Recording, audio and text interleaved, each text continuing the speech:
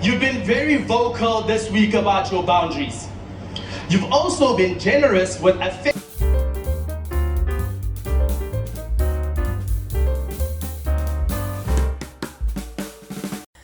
Okay, ladies and gentlemen, I'm super excited tonight. Yep, I am excited. Just hold on 1 second. Let me get my mic. Yes, this is much better. Guys, before I get into the details of how the live eviction show panned out tonight, I want to first of all extend a very special shout out and appreciation to production for doing the very needful. See, that calling out from Smash Africa to Nate, for clocking her out, or let's say exposing her game in a way. Guys, it just goes to show that production have been listening. They've been listening to us. They've been hearing our cries about putting a stop to this cheap blackmail, which is not really cheap if you think about it, because it's really costing some of these housemates their reputation on the outside. Housemates are getting cancelled on the outside, from inside the house to the outside. So the fact that production did something about it, guys, oh my God, it gave me the biggest relief tonight. I know that, yes, from time to time, I call our production on things that they do not do right by us, the viewers. But listen, tonight, we need to give them their flowers. The fact that they listened to us and possibly even saw things for themselves and decided that, no, we need to call this girl out. Guys, it was the highlight for me tonight. I appreciate it. And I really do hope that the housemates, got the hint that Smash Africa was equally trying to pass to them. Yeah, because Nshini's response to his question, it was quite disappointing. It really went to show that, okay, she's probably quite oblivious to whatever was going on in the house. But my biggest joy right now is that the bulk of the viewing audience that usually tunes into the live eviction show every Sunday, they heard this part. And of course, they're going to have conversations about it in their different circles or locations or wherever they are. And now they are aware of the situation. And so, in a way, it's possibly going to reduce the cancel culture, that this girl has been stirring up from week one towards most of her fellow housemates here. So, about the questions that Smash Africa asked this girl, he had asked her that, okay, this week she has been very vocal about her boundaries, right? But even though she's been vocal, she's also been very generous with her kisses. And I loved the fact that it came with a list of names of people that Nate had been kissing in that house from day one. And she was acting naive, like, we're just playing. He said, no, there's Mandy, there's Jojo, there's, what's her name, there's Mshini. And she too, I'm glad that she was naming names of people that she's kissed in the house. And she's like, hey, we're just playing. It's a game. We are just playing. I'm like, girl, no, you were not just playing. It wasn't just a game for you. It was a game of defamation of character. It was a game of leveraging on the oversensitivity of South African viewers towards, exercising the cancel culture towards your fellow housemates, thereby damaging their reputation and possibly trying to ruin a career that they have not even started. They're still trying to grow. So, girl, it's not just a game. It's much deeper than that. And you know what you're doing. So you're not naive. And see, I also loved the fact that he had asked her if she was leading them on. Because, ladies and gentlemen, that is exactly what she has been doing. She starts off all of these flirtatious moves with these people, both girls and boys. And then she lures them in. She encourages them to kiss her. She kisses them first. They kiss her back. And then when they become free with her, she begins to peddle this false accusation, this narrative, this dirty narrative of them touching her inappropriately, using that word of consent, saying that, oh, they do not seek her consent before touching her. But then, girl, you started it. You gave them that leeway. You gave them that invitation into your space, and they are reciprocating the energy. And now you want to call it sexual harassment? Really? So, ladies and gentlemen, during the questioning session, she was acting, no, we're just playing. It was just a game. And it was just so ridiculously hilarious for me that some of the housemates, they were not still getting it.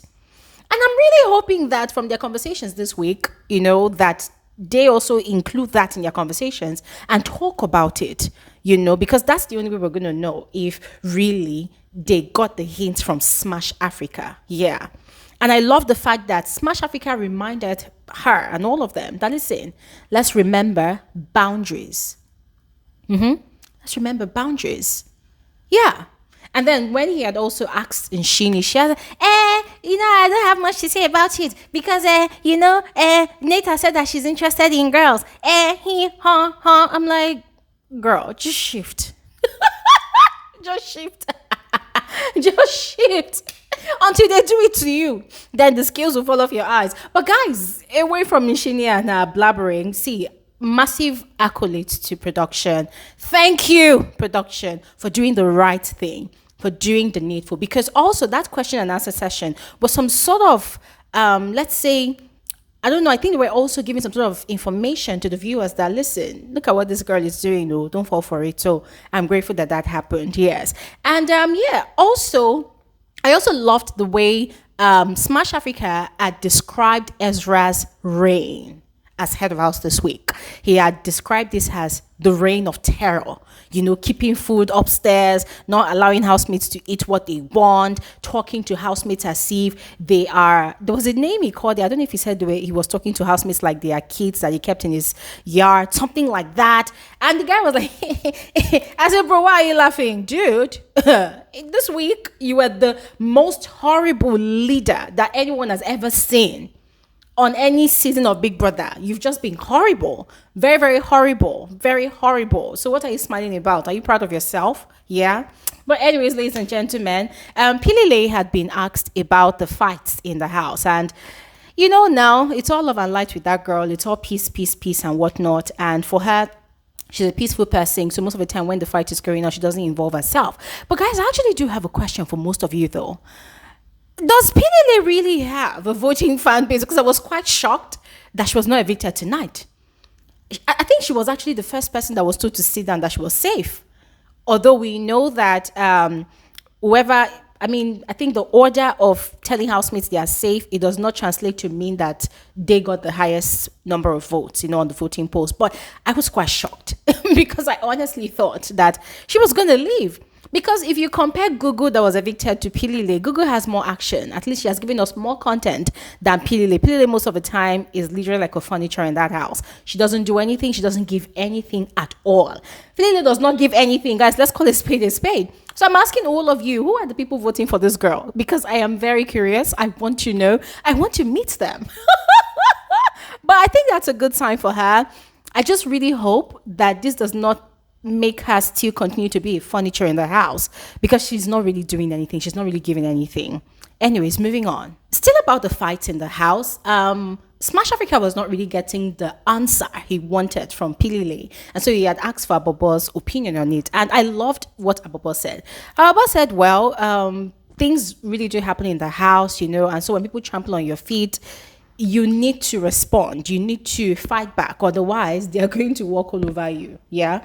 And guys, that is nothing but the truth, because we know that the bandana gang, the snakes, as they call themselves, that is exactly what they do. When they trigger people and those people are kind of silent, they think they have the upper hand. And that is why they do not like Uyanda, because Uyanda was pretty much quiet in week 1. But now that he's really coming out of his shell and fighting for his right and standing his ground, they hate him more. And guys, that's the kind of drama we love to see. Yeah. Fight back. Don't be a sissy. Finally, quickly moving on to the eviction. It is no longer news that Gugu got evicted tonight. It was kind of sad because I kind of liked the sort of drama that she was bringing to the house. She's not the noise-making type. She's not the loud type, but she's that type that tends to instigate things. She's very observant. She was the first person that actually said that she does not really trust Nate, because of how she moves. She clocked Nate's game, very early, so it was kind of sad. But I also loved that interaction on the stage with Smash Africa. And I don't know, it kind of made me wonder when she said that she was going into a prophetic ministry, and made me wonder, is she going to be a deaconess or a pastor? Is she going to open a church? Because I was kind of expecting her to say other things like, oh, I'm going to go into maybe entertainment, or maybe into fashion, or maybe into makeup. I don't know, but just pastor, a prophetess. I'm like, oh, okay. So she wants to help people. I'm like, okay, oh, well and good. I wish you well in your endeavors. She said she doesn't know what is really making Swiss mad with her, but she doesn't really care because the guy is so full of himself. Those two don't really like each other. And Swiss has been praying for Gugu to get evicted. Gugu does not even send him as well at all. Yeah. And what else? Ladies and gentlemen, she feels like all the guys, with the exception of Abobo and BK, are snakes. They are not to be trusted. They are very, very snaky. And I'm thinking, oh, well, it is what it is. It is the game at the end of the day. And yeah, that's the end of Gugu's journey on the show, but not the end of Gugu outside the house. So I wish her all the best in all of our endeavors. And ladies and gentlemen, this is where I'm going to stop talking. Yeah. So please let me know your thoughts in the comment section below. Let me know what you think about Smash Africa ratting out Nate tonight. Are you excited about it? Do you think the housemates will take the hint and begin to keep eyes on our game? What are your thoughts? What was your highlight for tonight? And share all of that in the comment section below. I'll see you guys on another video soon. Thanks for watching. Have an amazing evening. Bye.